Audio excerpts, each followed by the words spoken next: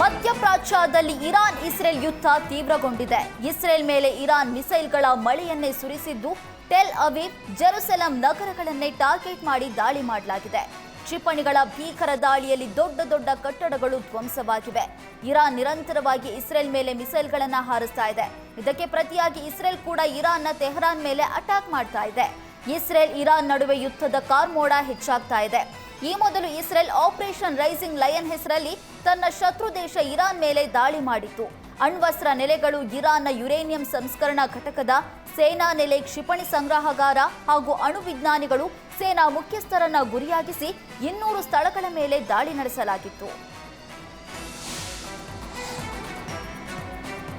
Israel ಪ್ರಧಾನಿ Benjamin Netanyahu ಇರಾನ್ಗೆ ಎಚ್ಚರಿಕೆ ಕೊಟ್ಟಿದ್ದಾರೆ. ಇಸ್ರೇಲ್ ಆಪರೇಷನ್ ರೈಸಿಂಗ್ ಲಯನ್ ಆರಂಭಿಸಿದ್ದು, ಯುರೇನಿಯಂ ಬೆದರಿಕೆಯನ್ನ ಮಟ್ಟ ಹಾಕೋದಕ್ಕೆ ಮಿಲಿಟರಿ ಆಪರೇಷನ್ ಶುರು ಮಾಡಿದ್ದೇವೆ ಅಂತ ಇಸ್ರೇಲ್ ಪ್ರಧಾನಿ ಹೇಳಿದ್ದಾರೆ. ಇತ್ತೀಚಿನ ವರ್ಷಗಳಲ್ಲಿ ಇರಾನ್ ಸಾಕಷ್ಟು ಅಣ್ವಸ್ತ್ರ, ಯುರೇನಿಯಂ ತಯಾರಿಸಿದೆ. 9 ಅಣುಬಾಂಬ್ ತಯಾರಿಸುವುದಕ್ಕೆ ಸಾಕಾಗುವಷ್ಟು ಯುರೇನಿಯಂ ತಯಾರಿಸಿದೆ.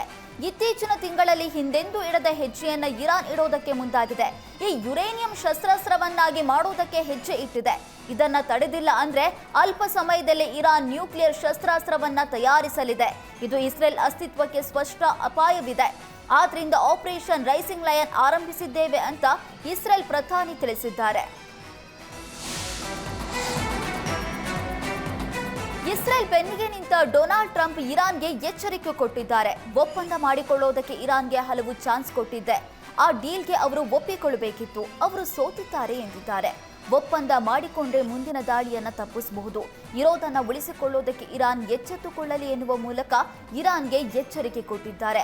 ಅಮೆರಿಕ ಮಾರಕ ಶಸ್ತ್ರಾಸ್ತ್ರಗಳನ್ನ ಹೊಂದಿದೆ. ಜೊತೆಗೆ ಇಸ್ರೇಲ್ ಬಳಿ ಕೂಡ ಶಸ್ತ್ರಾಸ್ತ್ರಗಳಿವೆ. ಕೆಲ ಇರಾನ್ ಮೂಲಭೂತವಾದಿಗಳು ಜೋರಾಗಿ ಮಾತಾಡಿದ್ರು. ಆದ್ರೆ ಅವರೆಲ್ಲರೂ ಈಗ ಮೃತಪಟ್ಟಿದ್ದಾರೆ. ಇಸ್ರೇಲ್ ದಾಳಿಯಿಂದ ಈಗಾಗಲೇ ಹೆಚ್ಚಿನ ಹಾನಿಯಾಗಿದೆ. ಒಪ್ಪಂದ ಮಾಡಿಕೊಂಡ್ರೆ ಮುಂದಿನ ದಾಳಿಯನ್ನ ತಪ್ಪಿಸಬಹುದು ಅಂತ ಎಚ್ಚರಿಕೆ ಕೊಟ್ಟರು.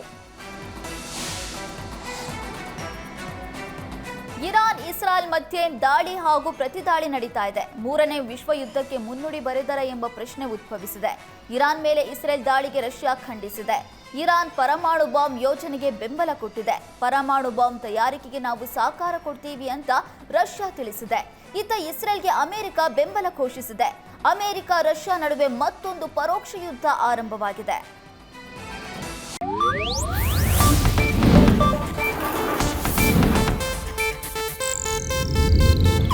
ಇದು ಏಷ್ಯಾನೆಟ್ ನ್ಯೂಸ್ ನೆಟ್ವರ್ಕ್ ಪ್ರಸ್ತುತಿ.